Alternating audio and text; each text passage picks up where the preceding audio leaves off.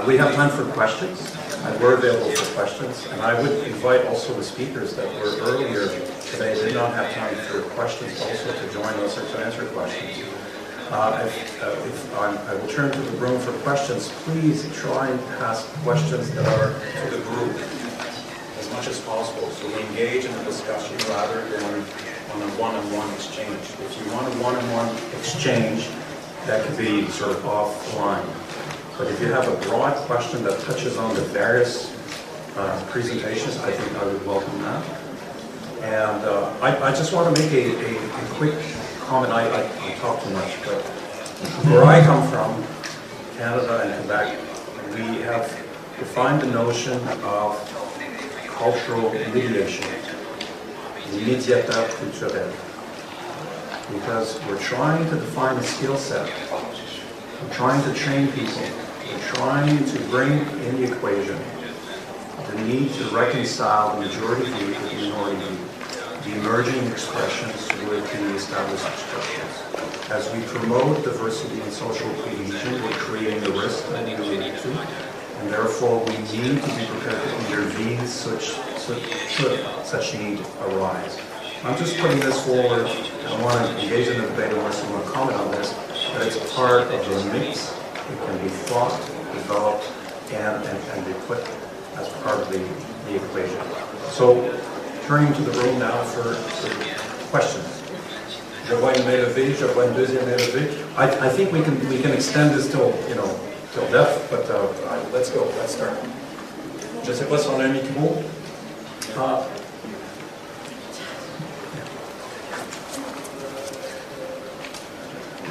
I would like to congratulate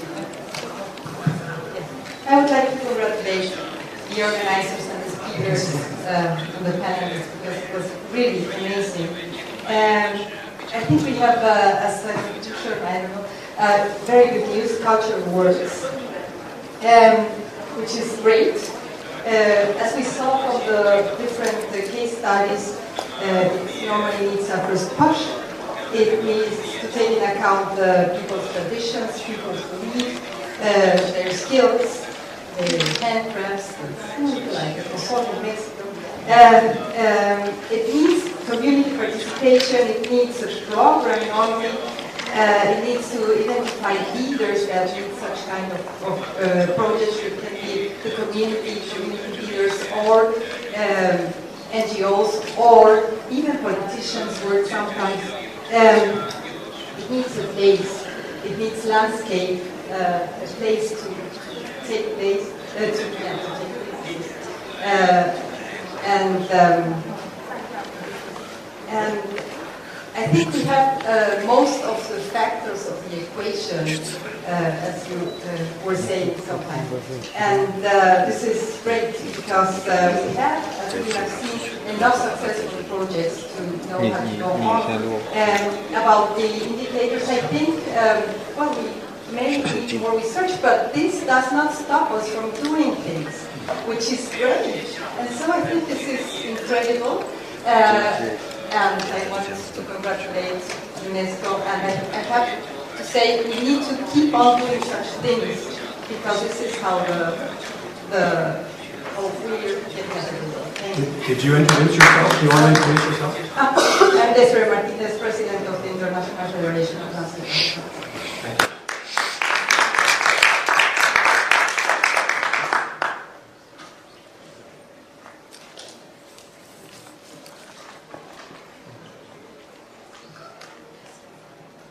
Good morning, or end of the morning. My name is Roland Bijlen. I'm from Belgium. I'm from the University of Leuven. I'm responsible for a training program on heritage conservation. In fact, I'm wondering the following. I would like to refer to the last contribution of my colleague there, and I would like to recall just Wikipedia about the definition about culture. And what does it say?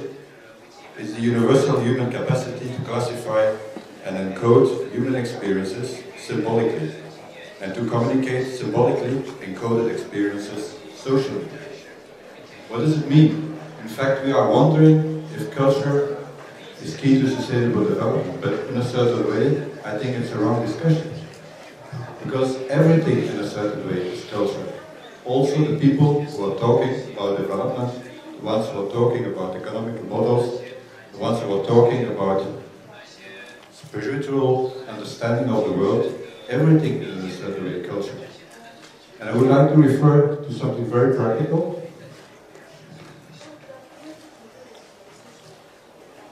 I think most of you who were at the hotel here, we have received this Shanghai Daily Journal.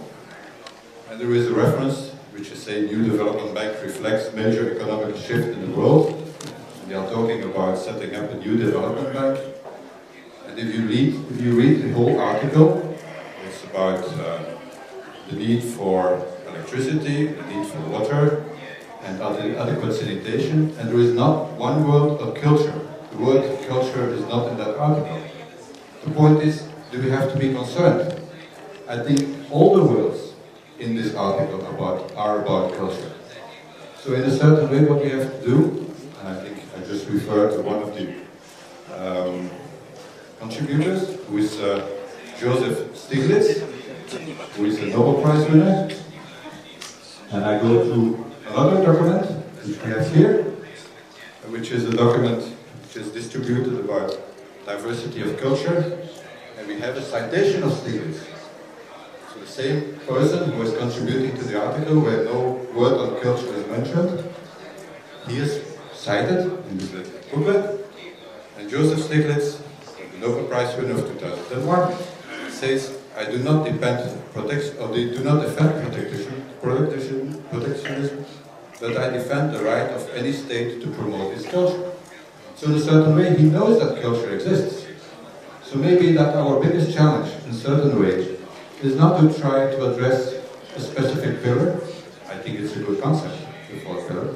But maybe it's the challenge to make sure that all the other people who are talking about economics, or about medicine, or talking about nature even, should be aware that all of this in a certain way refers to our concepts of it.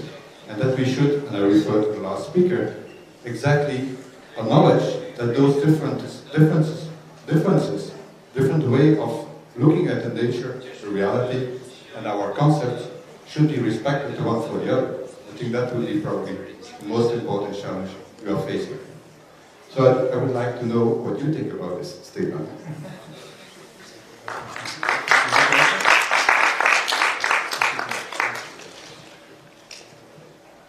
Well, thank you very much. I think I appreciate Stiglitz as a very powerful radical economist. But on the other hand, let me cite one very brief statement that originally I wanted to do. It's by 11th century Chinese philosopher Zhang Zai. The statement is said, "Heaven is my father, earth is my mother, all people are my brothers and sisters, and all things are my companions." Very simple. Culture is not nature. And yet, this is the idea of being human. In the most comprehensive sense, I can see it. Now, in the beginning of our presentation, John Parks defines, I think, approaches culture as a meaning. Culture has something to do with our meaningful life. I think the symbolic system you mentioned all refer to that. So what we need to do is not to ask all our friends in economics and political science to share our enthusiasm about culture, but ask them to share our enthusiasm as a very integrated, broad way of learning to be human. If we do that, culture is a problem. Otherwise, if we use instrumental rationality, any kind of other calculation, we're not going to get culture into the system, especially if we turn culture into simply an industry. Are we allowed to quote you on that?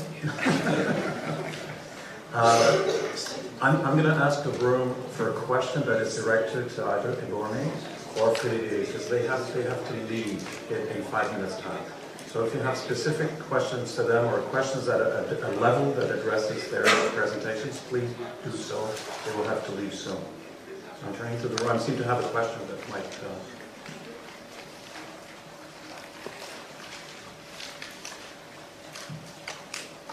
Thank you, Chairperson. I'm Sang-mi Bak from Korea, and we've heard cases from all corners of the world, and including the Bilbao case. And I think it's been established. I think we have a consensus that culture is key in social cohesion. But having heard from the Bilbao case and other cases, I was wondering whether it is a wise strategy to connect culture with economic consequences so directly, because a lot of the things that we've discussed today are not really, in a sort of a general sense, it's not really lucrative projects, and that's why we need public domain and we need the role of the state. So among Korean proverbs, there is a saying that you're digging your own grave.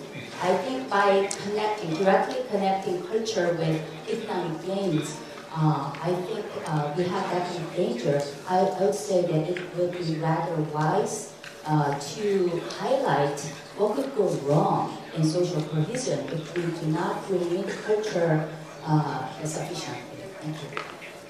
Thank you for your question. Shibone or Frederic or anyone else? Yes, obviously the city is known internationally by the Guggenheim effect, and that it was culture understood as an economic engine. But today I try to explain something which is inner to the city, which is usually is not known internationally.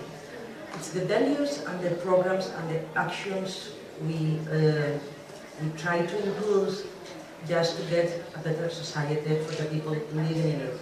And usually we are not called, internationally called or visited to know that, apart from those cooperation relationships that we have with some cities or with some countries about empowering youth, empowering women. So those people, they come and they're interested in it because we cooperate. Usually we're called because being a small city, we are 356,000 persons in the city. We're in the global map. And that was because the Guggenheim was a big economic engine. But besides that, the Guggenheim effect, the city is much more. And I've talked about inner solidarity. Also abroad, but first inner solidarity. If the city itself is not cohesive, it won't work. Economical development is important. Why? Because it's employment. And we want high quality employment for all the people living in the city, independent of their origin. When we work with migrant qualified women to have a qualified job in the city, which is very difficult because we have two barriers, one being immigrants and the second being women, that we are very qualified. When we are working in that program, no one called us to go abroad to explain it. No one is interested in that. So both parts of both shapes, both forms of the culture are important.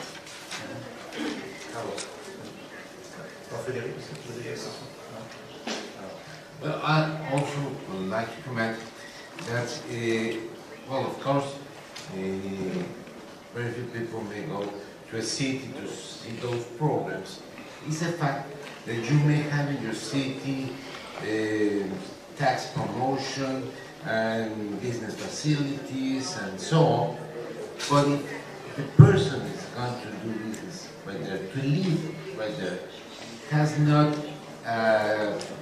inhabitants with values, their sons may not go to a park or to a museum if they can't trust other people. Nevertheless, that you have the best tax facility, the people won't go.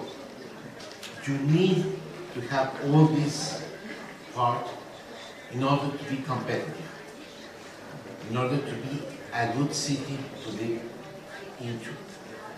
Maybe not the precise thing to be promoted, but it's a main issue, and that's a wise thing to be done, to be competitive in all the aspects so you may receive people.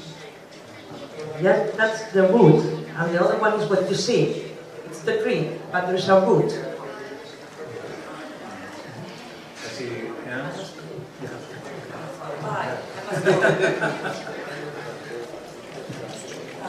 She's on Facebook, by the way.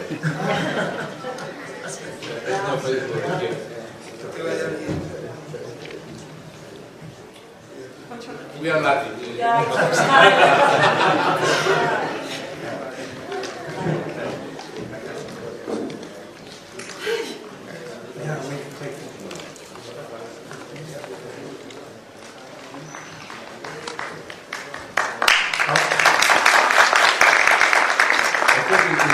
I think those interpreters will have to move to another session, so we'll give ourselves 15 minutes. What I would suggest is, why don't we, I see many hands raised, ask your questions, and we'll get answers. Why don't we do that? So if you have questions, put your hands up. We'll get as many questions as we can, try and answer them collectively before we close. So I see hands, 1, 2, 3 hands over there. The microphone will come to those hands. 4 hands. Introduce yourself and please stand. Yeah, thank you very much. My name is Agron Bujakol. I'm ambassador of Macedonia to UNESCO to France.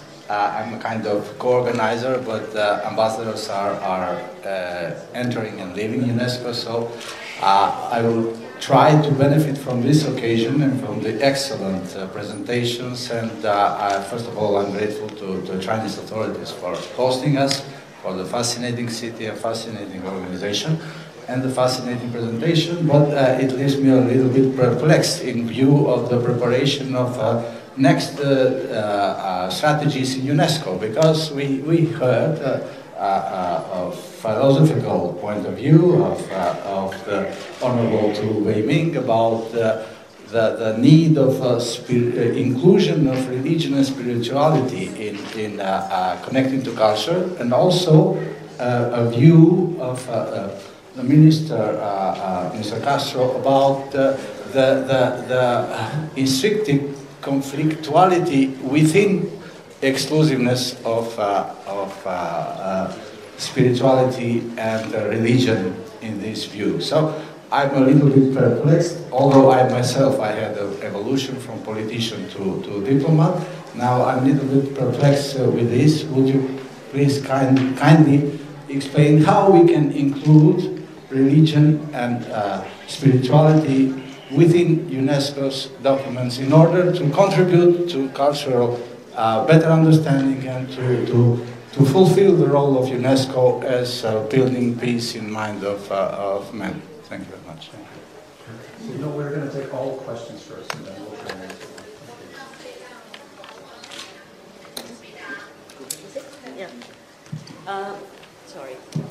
I'm Minja Yang. I'm formerly with UNESCO, retired from UNESCO. Now I'm president of the Raymond Lemaire International Center for Conservation in Leuven, KU Leuven.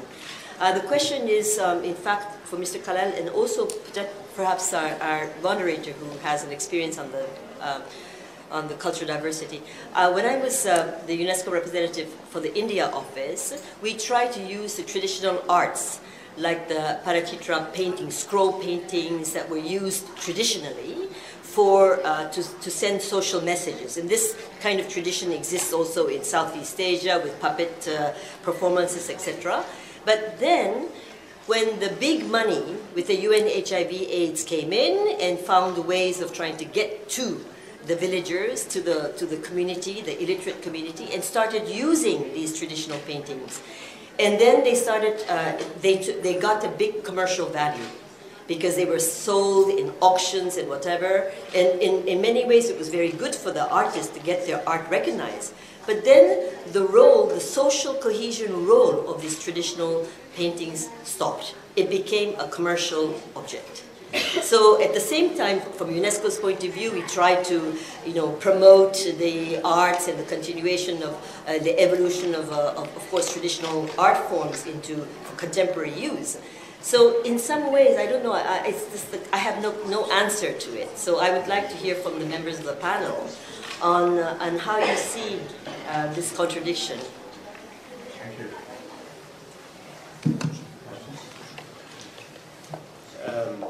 Good morning and morning. Thank you for such high level. My name is Marlon Bakali, I work for UNIDO. I just wanted to ask a simple question. We are all among here people that are very cultural sensitive. I mean, at some point we are preaching something that we are completely convinced of. And my sincere question is very simple, and I think the answer is not so simple, is how we can bring this message outside this conference at some point to higher up. I mean, we see that, for example, we have a foreign affairs minister here that is very very cultural sensitive, and probably in his way of approaching his country's policies he will have the cultural approach as the basis. But overall, I mean, because obviously if we are having this kind of conferences, is that out there is still a lot of work to be done. Thank you.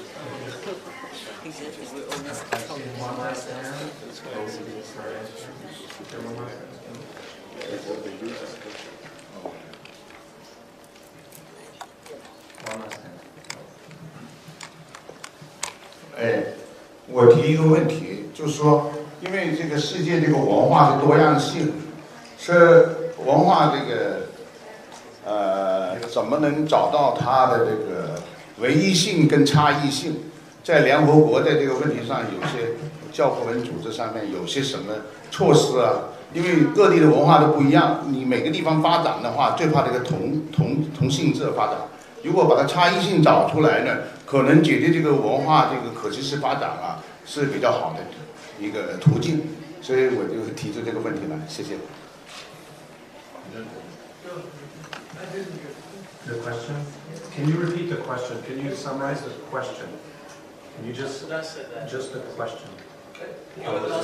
Oh, you can answer that? Okay. No, that's fine. So let's turn to answers. I think we're ready for answers. You start.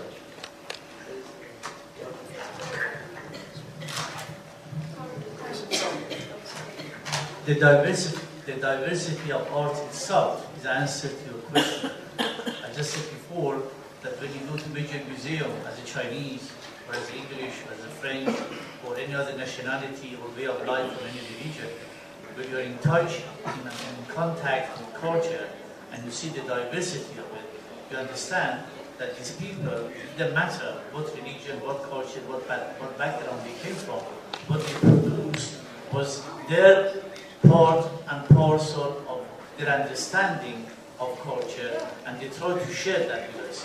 In many ways, every piece that they produce carries a small portion of their soul with it. A lot of people tell me, art speaks to you. I say, yes, it has its own soul, it has its own language. It doesn't have to be explained. You walk in, and your eye are the window to your soul. You look at art, you understand it, and diversity is answer to your question. Well, I want to relate to that, the last question. I have experience in the Mexican Deputies Chamber related with this know-how. Let me tell you that in 8 years we have passed, we have increased the budget in about 400%. And that's because of reason. We, as cultural persons, we are trying that every time other persons take our point of view, but we don't take care of what they need. And my experience is in two levels. If you take the politicians, if you take the economists, the administrators, to see what we do, it's so marvelous, it's so big, it's so beautiful that they fall in love with it. But we think, oh, do I need to take the administrator to see the museum? No, he won't understand. No, we need to do that. And in second place, we need to give them what they need, also what they need. And culture produces popularity. Culture may help the politicians to design policies that are fully adequate to the people, and they have recognition because of that. We have many examples in which culture effectively plays an important role for economists, for politicians, for administrators. But what we need as a cultural sector is to try to dialogue with them. And it's very difficult for us to relate ourselves with them. We think that it's not clean, that it's not fair, that it's not needed. We need to talk with all sectors in order to have these results. I gave a very short answer in Chinese to the last question, but a little bit longer question to a more challenging issue. 您刚刚提到那个差异性和相同性的问题，因为你晚进来，原来我们是走的一条和而不同，因为是和而不同，所以各种不同的差异性，它都能够体现文化的多样性。从 UNESCO 20年来一直在走这条加利达文明对话，都是以差异性、尊重差异性作为起点。但是虽然尊重差异性，它下面有一个共同性，所以我想提出这个共同性呢，是一种具有精神素质的人文思想。我这个可以慢慢谈。I want to explain a little bit about that spiritual humanism. I think it's very important for UNESCO not to get involved with religions and traditions in a highly partisan, exclusivistic. I think the UN was very wise in 1948 to develop human rights discourse, which is totally secular. In other words, even the word God didn't enter the picture. I think the two so-called Confucian scholars with the original drafters insisted that God should not be used because it would be too monotheistic. However, because of this insistence upon universality, the only discourse that is considered universal is an economic discourse or political discourse. Now we enter into the secular world in which cultures are not mentioned because cultures lead to diversity, leads to conflict and tension. So we try to find the lowest common denominator, which maybe everybody accept, poverty reduction and so forth. Now I think UNESCO is sophisticated enough to recognize the importance of cultural diversity, and sophisticated enough to be musical to religious traditions. So the kind of humanism that emerges is not secular humanism. Let me give you one example which is quite personal, but I think useful. I was given an award by the American Humanist Association, a lifelong achievement award, because I am a Confucianist. But in the acceptance speech, I began with a statement that Confucian humanism is not secular humanism. It's a spiritual humanism, actually not my word, but by an Indian philosopher, Balasubramanian. I was afraid that half of the people who gave me the award will walk away. But no, I think now humanists, broad-minded humanists, including Marxist humanists, now become sensitive to religious matters. But I think the important thing is that we are humans before we consciously choose to be Christians, Muslims, Buddhists, and Christians. As humans, we need to be sensitive to nature. But we're not sensitive to nature simply as a collection of matters or collection of objects. We have a sense of reverence for nature. We have a sense of reverence for the human community. That sense of reverence is deeply rooted in human religious consciousness, which hopefully is ecumenical. For example, a Christian leader cannot say, well, I hope we will not say that let's wait for the kingdom of God yet to come. Let the earth pollute itself. After all, it's the earth of the seasons. A Buddhist would not say this earth is the red dust. We look for the pure land. So let's forget about the polluted world, because the Buddhists that are most powerful are engaged humanistic Buddhists. The Christians that are really powerful in shaping the world now is social gospel. Christians responsible for the goodness of the world. So in that sense, we do have a common ground, which is spiritual, but not religiously in a bipartisan way. Thanks. This could be the subject of a whole seminar. I just want to leave in closing maybe a word for our keynote speakers. John was got very provocative thoughts, Stephen as well, everyone. So would you like to comment before we close? We have a minute or two. Would you like to have a microphone, comment, respond to anything you're on?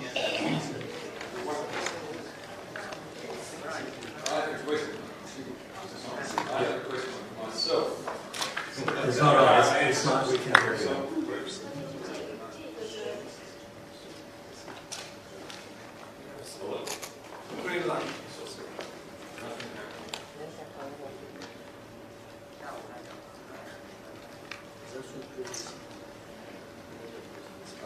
The question for myself, which I can't answer, and it's to do with values. That everything that I've written has talked about culture being intimately associated with values.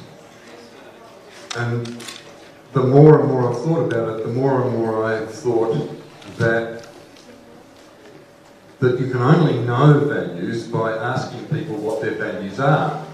That values don't exist independently of the human beings that hold them. And I suspect in many cases we don't know what our values are. That you ask somebody why they do something, and, well, if I am asked why I do something, I will invent a reason as to why I've done it, and it's a rationalisation.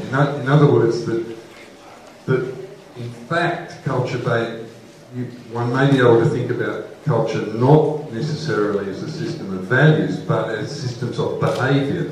That really, in the end, it is our behaviour that is the crucial thing. For example, one could call the United States of America a Christian society. One could call China a communist society. And yet, if one thinks about those things really carefully, one goes, hang on a minute. The behaviour of America doesn't manifest Christianity in any way that I can imagine, and I'd have to say that the behaviour of China at the moment doesn't really manifest communism as I once knew it.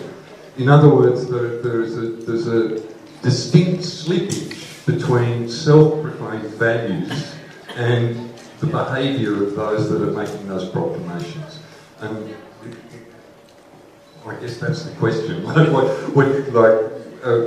we talk about values, really we should be talking about behaviour. And so when we talk about, and a lot of people have done this, that we're talking about cultural change, and the assumption is that what we are talking about is changing values. And in fact, really what we're talking about is changing behaviour. That's it. That's my comment. Thank you to our panelists. Thank you to the room for being patient with us. But I think it's been a very good debate.